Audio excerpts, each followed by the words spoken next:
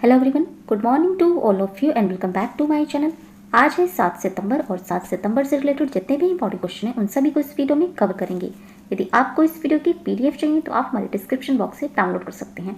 Video शुरू करने से पहले वीडियो को लाइक कर दें और जो चैनल पर नए हैं चैनल को सब्सक्राइब कर लें, बेल आइकन को प्रेस कर लें ताकि हमारे वीडियो की नोटिफिकेशन आप तक पहुँच सके। हमारा फर्स्ट क्वेश्चन है, हाल ही में प्लास्टिक समझौता लॉन्च करने वाला पहला एशियाई देश कौन बन गया है? आंसर है ऑप्शन बी, भारत देश प्लास्टिक समझौता लॉन्च करने वाला पहला एशियाई देश बन गया है। हाल ही में भारत में ब्रिटिश उच्चायुक्त अलेक्जेंडर एलिस इनके द्वारा नया प्लेटफॉर्म लॉन्च किया गया है। नए प्लेटफॉर्म में world wide fund for nature India ने भारतीय उद्योग परिसंघ के सहयोग से इसे विकसित किया है। इससे प्लास्टिक के लिए एक सर्कुलर सिस्टम को बढ़ावा देने में मदद मिलेगी।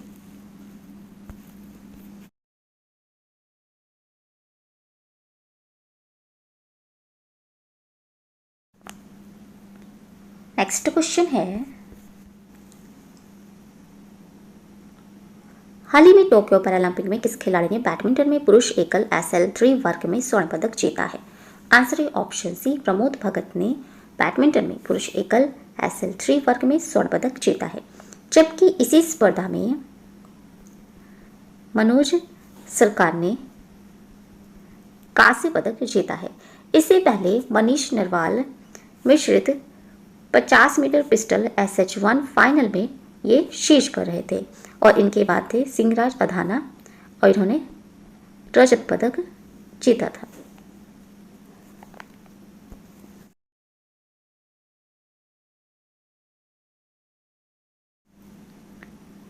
नेक्स्ट क्वेश्चन है,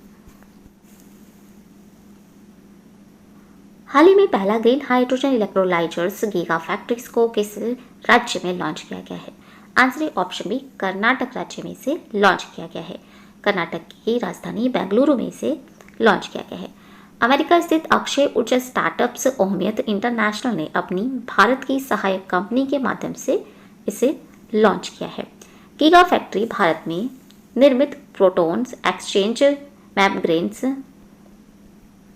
हाइड्रोजन इलेक्ट्रोलाइजर्स का निर्माण करेगी, जिसकी प्रारंभिक विनिर्माण क्षमता लगभग 500 मेगावाट प्रति वर्ष होगी और ये इसे प्रति वर्ष 2 गीगावाट तक बढ़ाएगी।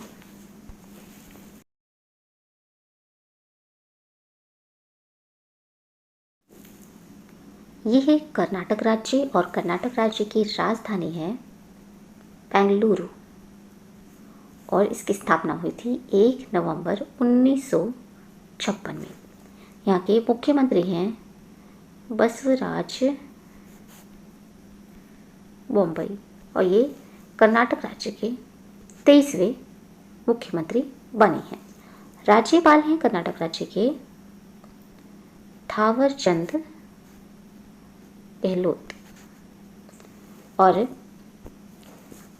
इसके पड़ोसी राज्य हैं, ये है महाराष्ट्र,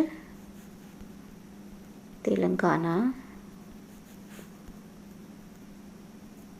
आंध्र प्रदेश, तमिलनाडु, केरल और गोवा इसके पड़ोसी राज्य हैं। और यहाँ का प्रमुख लोक नृत्य है यक्षगान, कुनीठा,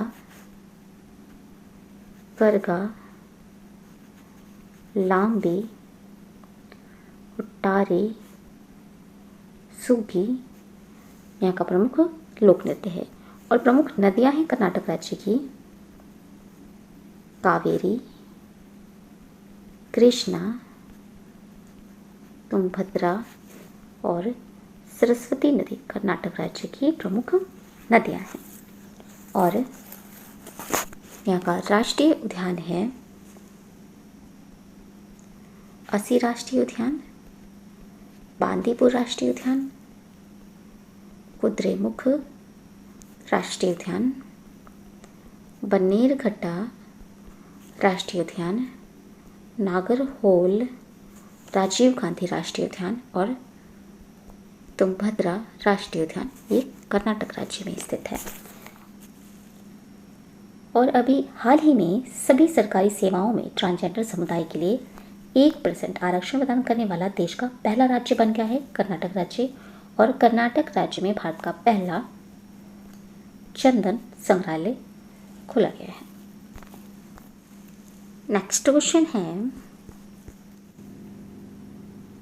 हाल ही में टोक्यो पैरालंपिक 2020 में भारत ने 19 पदकों के साथ कौन सा स्थान प्राप्त किया है? आंसर ऑप्शन डी 24वां स्थान प्राप्त किया है 19 पदकों में से, जिसमें कि 5 गोल्ड, 8 सिल्वर और 6 ब्रॉन्ज शामिल है। कुल 162 देशों में से भारत कुल पदक तालिका में 24वें स्थान पर है, जबकि 19 पदकों की उपलब्धि पदकों की संख्या के आधार पर 20वें स्थान पर है। जैवलिन थ्रोअर जिनका नाम है टेक चंद, ये टोक्यो पैरालंपिक के उद्घाटन समारोह में ध्वजवाहक थे और समापन समारोह में निशानेबाज अवनी लेखारा भारत की ध्वजवाहक थी। ये पैरालंपिक 2020 का भारतीय थीम गीत था कर दे कमाल तू, और इस गाने को एक दिव्यांग क्रिकेट खिलाड़ी जिनका नाम है संजीव सिंह, इनके द्वारा कंपोज किया गया है और गाया गया है। टोक्यो पैरालंपिक 2020 में जितने खिलाड़ियों ने स्वर्ण पदक जीता है उनके नाम है सुमित अंतिल, भाला फेंक खिलाड़ी हैं, प्रमोद भगत कृष्णा नगर और मनीष नरवाल, अवनी लेखारा, इन्होंने स्वर्ण पदक जीता है। रजत पदक विजेताओं के नाम है योगेश कथुनिया, निषाद कुमार, मरियप्पन थंगावेलु, प्रवीण कुमार, देवेंद्र झांझरिया, सुहास युथिराज, सिंहराज अधाना और भवानी पटेल। ब्रॉन्ज मेडल के विजेता हैं हरविंदर सिंह, शरद कुमार, सुंदर सिंह गुर्जर, मनोज सरकार, सिंहराज अधाना और अवनी लेखारा। यह 16वां संस्करण जापान के टोक्यो शहर में आयोजित किया गया और इसका आयोजन 24 अगस्त से 5 सितंबर 2021 तक हुआ है। प्रथम स्थान चीन ने प्राप्त किया है जो 270 मेडल जीते हैं। दूसरा स्थान पर है ब्रिटेन जिसने 124 मेडल जीते हैं। तीसरे स्थान पर है अमेरिका जिसने 104 मेडल जीते हैं। इसमें पहली बार बैडमिंटन और ताइक्वांडो खेलों को शामिल किया गया है और चीन का ये लगातार 5वां बार है जब प्रथम स्थान चीन ने प्राप्त किया है।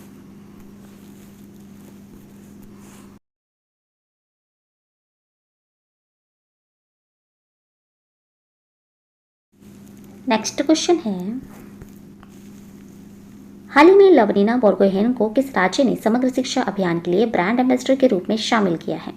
आंसर ऑप्शन बी असम राज्य सरकार ने समग्र शिक्षा अभियान के लिए ब्रांड एम्बेसडर के रूप में शामिल किया है लवलीना बोरगोहेन को, और असम के ये गोलाघाट जिले के रहने वाले हैं।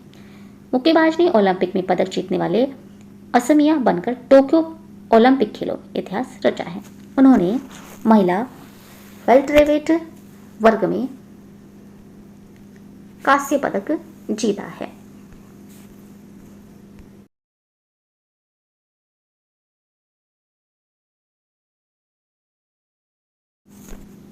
यह है असम राज्य और असम राज्य की राजधानी है दिसपुर और इसका गठन किया गया था 26 जनवरी 1960 में। यहाँ के मुख्यमंत्री हैं हेमंत बिस्वा शर्मा और राज्यपाल हैं जगदीश मुखी। इसके पड़ोसी राज्य हैं अरुणाचल प्रदेश, नागालैंड, मणिपुर, मिजोरम, त्रिपुरा और ये मेघालय इसके पड़ोसी राज्य हैं और इसकी सीमा भूटान और नेपाल देश से लगती है। और यहाँ की प्रमुख नदी है जिसका नाम है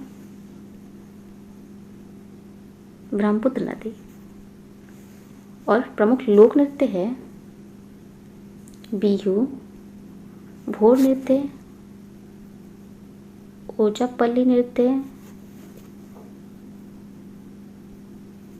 बागरूम्बा नृत्य यहाँ का प्रमुख लोक नृत्य है। और यहाँ का राष्ट्रीय उद्यान है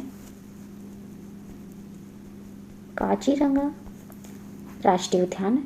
और असम राज्य में ही विश्व का सबसे बड़ा नदी द्वीप जिसका नाम है मांजुली स्थित है। और असम राज्य में ही कामाख्या मंदिर स्थित है। मानस नेशनल पार्क के असम राज्य में स्थित है। Orang national park, Nameri national park और डिब्रू सैखोवा नेशनल पार्क, ये सभी असम राज्य में स्थित है। और असम राज्य में आनुवांशिक रूप से संशोधित रबड़ का पौधा लगाने वाला ये दुनिया का पहला राज्य बना है। और सबसे पहले जीआई टैग दार्जिलिंग की चाय जो कि 2004 में दार्जिलिंग की चाय को जीआई टैग दिया गया था सबसे पहले। नेक्स्ट क्वेश्चन है, हाल ही में 5 सितंबर 2021 को इटली में आयोजित G20 स्वास्थ्य मंत्रियों की बैठक की अध्यक्षता किसने की है?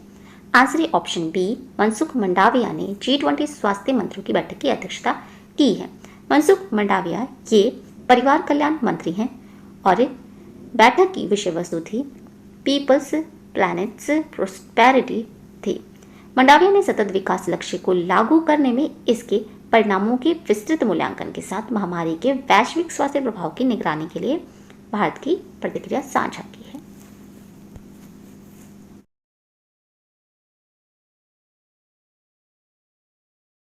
नेक्स्ट क्वेश्चन है, हाल ही में किस खिलाड़ी ने डच ग्रैंड प्रिक्स 2021 का खिताब अपने नाम किया है? आंसर है ऑप्शन ए, मैक्स वर्स्टेपन जो कि रेड बुल ड्राइवर हैं, नीदरलैंड के रहने वाले हैं। इन्होंने डच ग्रैंड प्रिक्स 2021 का खिताब अपने नाम किया है।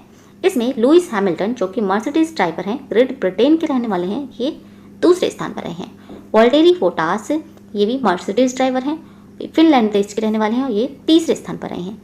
रेड बुल ड्राइवर की सीजन की ये 7वीं जीत और उनके करियर की 17वीं जीत ने उसे गत चैंपियन से 3 अंक आगे कर दिया जो दूसरे स्थान पर रहे हैं।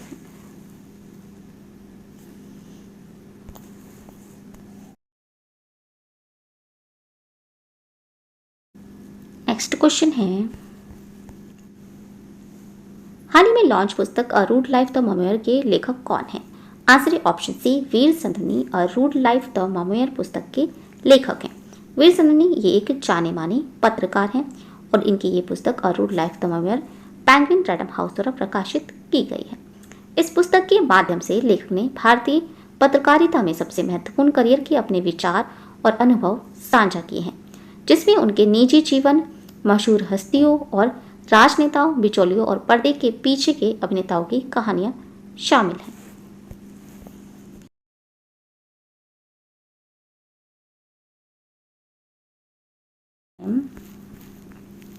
हाल ही में हिमाचल प्रदेश सरकार ने 5 सितंबर 2021 को विभिन्न औद्योगिक संगठनों के साथ कितने समझौता ज्ञापनों पर हस्ताक्षर किए हैं? आंसर है ऑप्शन सी, 27 समझौता ज्ञापनों पर हस्ताक्षर किए हैं। हिमाचल प्रदेश सरकार ने 5 सितंबर 2021 को विभिन्न औद्योगिक संगठनों के साथ 3,307 करोड़ रुपए के 27 समझौता ज्ञापनों पर हस्ताक्षर किए हैं। राज्य में इथेनॉल संयंत्र स्थापित करने के लिए 1,000 करोड़ रुपए के लिए 6 समझौता ज्ञापनों पर हस्ताक्षर किए गए हैं। हिमाचल प्रदेश क्षेत्र का एकमात्र राज्य है जिसके पास नालागढ़ में अत्याधुनिक रक्षा पार्क है।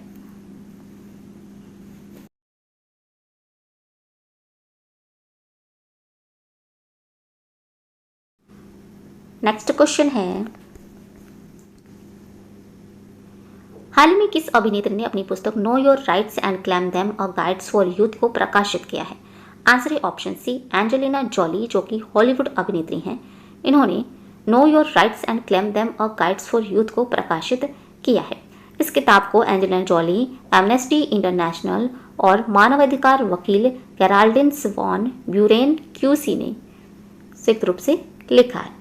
यह पुस्तक दुनिया भर के युवाओं और बच्चों को उनके अधिकारों के बारे में जागरूक करने में सहायक होगी।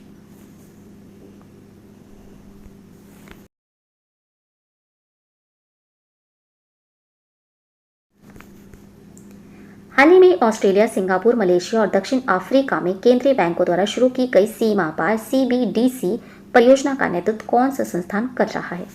आंसर है option A, bank of international settlement CBDC परियोजना का नेतृत्व कर रहा है।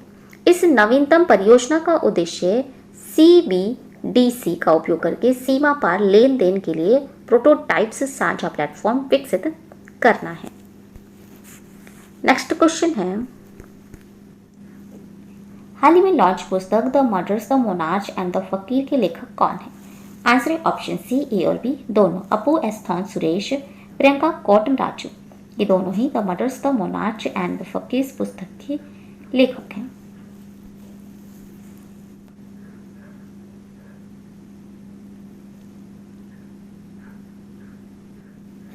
तो ये थे आज के इंपॉर्टेंट करंट अफेयर्स। अगर ये वीडियो अच्छा लगा हो तो प्लीज़ हमारे चैनल को लाइक, शेयर एंड सब्सक्राइब जरूर करें। Thank you so much.